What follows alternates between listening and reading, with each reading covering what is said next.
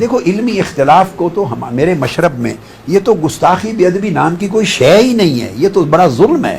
اعلیٰ حضرت نے فتاوی رضویہ کی جو پہلے زمانے 12 جلدیں چھپتی تھیں، اب وہ چھوٹے سائز میں تعلیقات یا حوالہ جات تخریج کے ساتھ زیادہ جلدیں بن گئیں، اس میں کم و بیش 2 سے 3 ہزار کے درمیان مقامات ہیں جہاں انہوں نے اپنے سے پہلے اکابر فقہا سے اختلاف کیا ہے۔ تو مذہب کو گستاخ ہو گئے ہیں کسی کے؟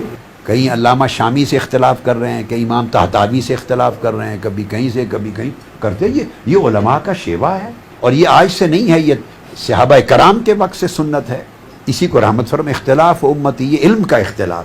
ہماری خطا ہے وہ یہ کہ ہم علم کے معیار اور اصول پیمانوں کو چھوڑ کے جو نیچے گر گئے تھے، میں نے اس زمانے میں زور دے کے پھر علم کے اصولوں کو بحال کرنے کی کوشش کی، علم کے جو معیار اور پیمانے ہیں انہیں بحال کرنے، ورنہ اگلی نسلوں میں ہمارا نام و نشان ہی مٹ جائے گا، دوسرے لوگ چھا جائیں گے۔ وہ قرآن اور حدیث کے قابض بن گئے نا۔ وہ فقہ حنفی کی کتاب شفافے کے لیے دلیل نہیں ہے، وہ پڑھتا ہی نہیں۔ شفافے کی کتاب آپ کے لیے دلیل ہے؟ فقہ شافعی کی کتاب، کتاب الرسالہ ہو، کتاب الام ہو امام شافعی کی، شرح المہذب ہو، میری بات سمجھیں، کتاب المغنی ہو ابن قدامہ کی، امام احمد بن حنبل کی، المدونہ ہو امام مالک کی، کیا آپ کے لیے حجت ہیں؟ کیوں نہیں حجت؟ امام مالک کو مانتے ہیں یا نہیں مانتے؟ تو کیوں نہیں حجت؟ یہ میں آپ کو نکتہ سمجھا رہا ہوں۔ کیا ہم گستاخ ہو گئے ہیں؟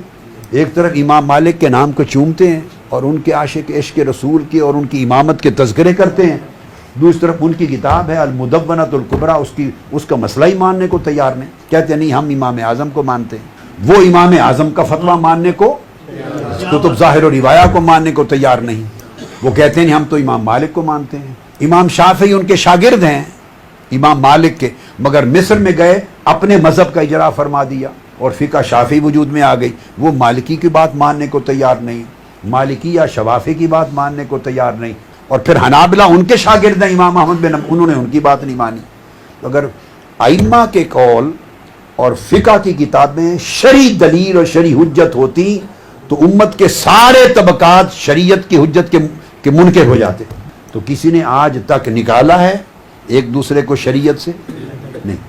علم کی اصطلاح میں کتب فقہ دلیل شرعی ہیں ہی نہیں۔ یہ تو ہر مذہب کی سہولت کے لیے ان ائمہ کا احسان ہے کہ پوری امت کو دین اور احکام شریعہ مرتب مدون کر کے ہمیں عطا کر دیے، ہماری سہولت کے لیے، کہ عام آدمی قرآن و سنت سے نئے سرے سے احکام دلائل نکال کے کہاں سے منظم کر سکے، ٹھوکر کھائے گا، گمراہ ہوگا، منتشر ہوگا۔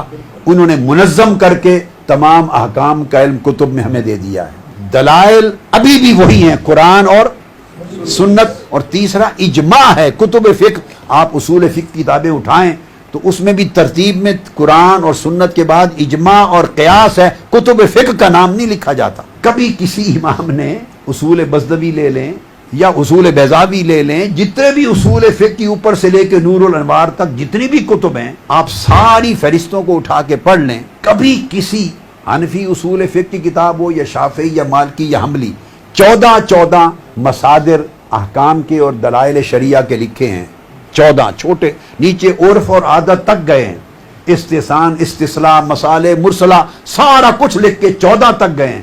ان 14 کی فہرست میں کسی ایک کتاب میں لکھا ہے کتب فقہ؟ میں ایک بڑی علمی بات کر رہا ہوں کہ دلائل شریعہ نہیں ہیں۔ پھر آگے ہم چلے جائیں گے، تیسرا اجماع۔ ہمارے ہاں آج تک یہ جو فتویٰ دینا وہ کہتے ہیں اس پر اجماع ہے، یہ فتویٰ دے دیا اس پر، مطلب ہم جیسے قطعی سے پیچھے نہیں ہٹتے تو اجماع سے پیچھے نہیں ہٹتے، ہم نے ہر چیز کو ٹھوک بجا کے ایسا باندھنا ہے کہ کوئی ہل نہ سکے۔ ان کو پتہ ہے کون آگے جائزہ لیتا ہے، کون اتنی تنقیح کرے گا علم کی، کون، زمانہ ہی نہیں رہا علم کی تحقیق کا۔